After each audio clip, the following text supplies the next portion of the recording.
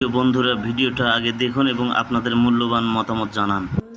এটা দিবা তোমার বোনের বাড়িতে, আমার মেয়ের বাড়িতে, আর এটা দিবা আমার ভাইয়ের বাড়িতে, তোমার চাচার বাড়িতে।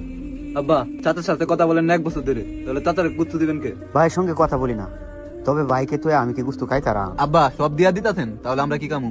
আব্বা, কুরবানি নিজের জন্য হয় না, আল্লাহর নামে হয়। আত্মীয় স্বজনকে খুশি করার পর তারপর যতটুকু মিলে ততটুকুই আমরা খাবো। আচ্ছা আব্বা। দেখো আবার উলট পালট লাগায় না।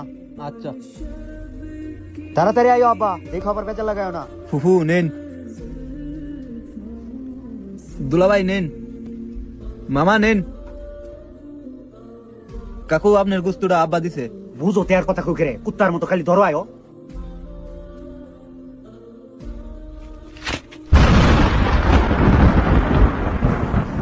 তোদের গুস্তু তোরা খা, আমার লাগবে না।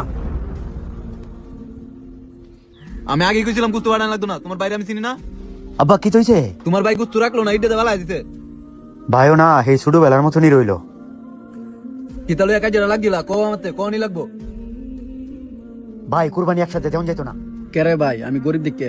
এই তুমি বারবার এই গরিব গরিব গরিব গরিব করে দিকে, হ্যাঁ এটা লাগি। তাইলে এই গরিব বাইরে তোর দরকার নাই। আমি কথাটা এক কান্দে কইলে তুমি আরেক কান্দে মিলাও। আমি বুঝি রে, আমি সবই বুঝি। বুঝো তেয়ার কথা কই করে, কুত্তার মতো খালি ধরো আয়ো। এই কুত্তার কোনোদিন তোর দরাইতো না, তুই এটা মনে রাখিস। ভাই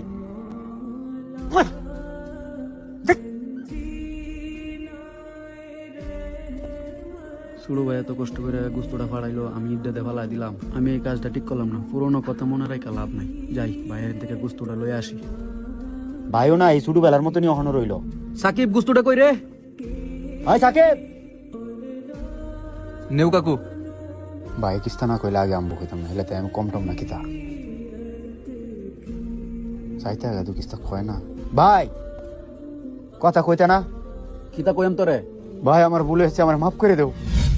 ভাই বাইরে, ভাই তুই আমার মাফ করে দিস। আমি এই গুস্তটা ইড্ডাতে ফেলানি, আমার ঠিক হইছে না। তোমার কোনো ভুল নাই ভাই, আমার মাফ করে দিও ভাই।